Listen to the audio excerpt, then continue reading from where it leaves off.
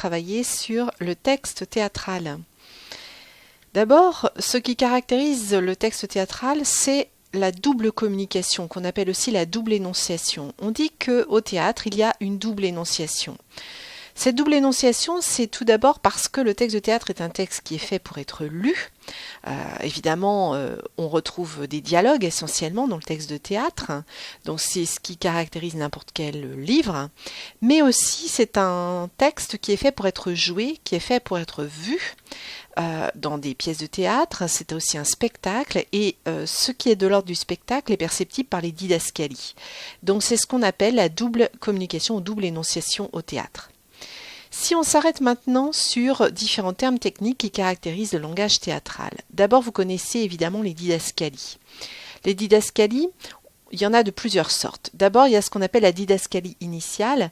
Elle est constituée de la liste de personnages qu'on trouve au tout début d'une pièce de théâtre.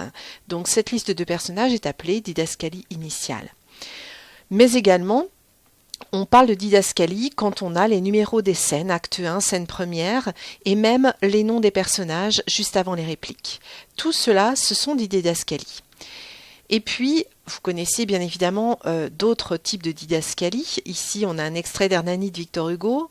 On a des didascalies qui ont repère grâce à l'italique, qui caractérisent le décor, mais aussi les accessoires dans une pièce de théâtre, les costumes, le bruitage, mais aussi les entrées et les sorties des comédiens ou des personnages, et également les gestes et les mouvements des comédiens.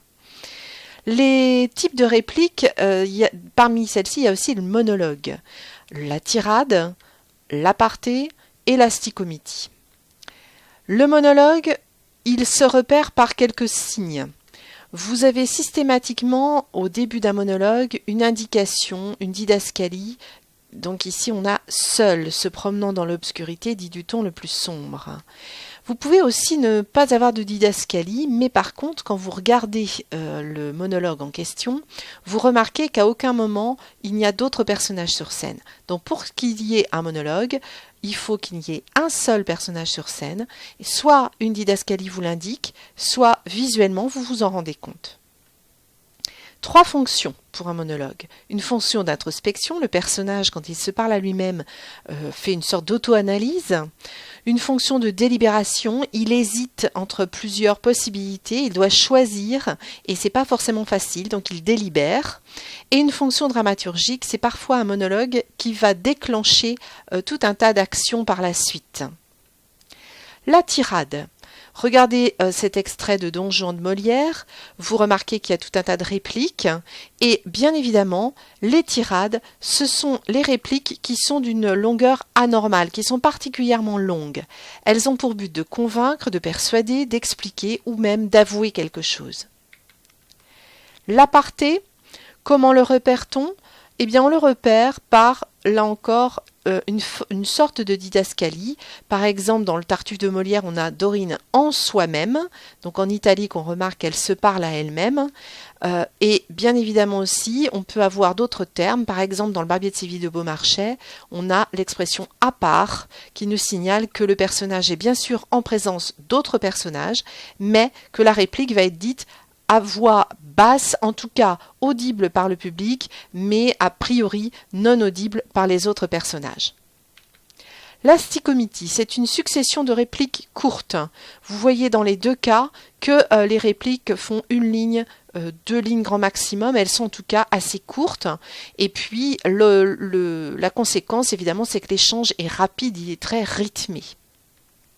Si on parle maintenant de la structure d'une pièce de théâtre, elle est d'abord constituée d'une scène d'exposition. La scène d'exposition, c'est soit la première scène ou même les premières scènes. C'est le moment où on nous expose les lieux, où l'histoire va-t-elle se passer, à quel moment, qui seront les personnages principaux, à quel rang social ils appartiennent et quel est le début de l'intrigue. Le nœud dramatique, c'est la deuxième étape, c'est le moment où les obstacles apparaissent, c'est le moment où les problèmes se posent. L'intrigue, elle regroupe toutes les péripéties qui font progresser l'action, l'ensemble des événements de la pièce, ce qu'on pourrait appeler dans le roman la fiction ou l'histoire, comparativement. Et le dénouement, c'est le moment où tous les problèmes sont résolus, c'est donc la dernière ou les dernières scènes pendant lesquelles le nœud dramatique trouve finalement sa résolution. La mise en scène d'une pièce de théâtre. Le rôle d'un metteur en scène, c'est d'abord d'interpréter le texte de l'auteur. Ça veut dire qu'il a sa propre vision de la pièce. Il peut très bien modifier le texte de départ. Pourquoi pas supprimer des répliques? Pourquoi pas en rajouter? Pourquoi pas en modifier? C'est sa liberté. Le metteur en scène n'est pas nécessairement fidèle totalement au texte de départ. Donc son rôle, c'est d'abord de donner sa vision de la pièce, mais c'est aussi de diriger les comédiens. Il doit décider du déplacement des personnages, de leurs gestuels, de leurs émotions et de la façon dont ils vont les traduire.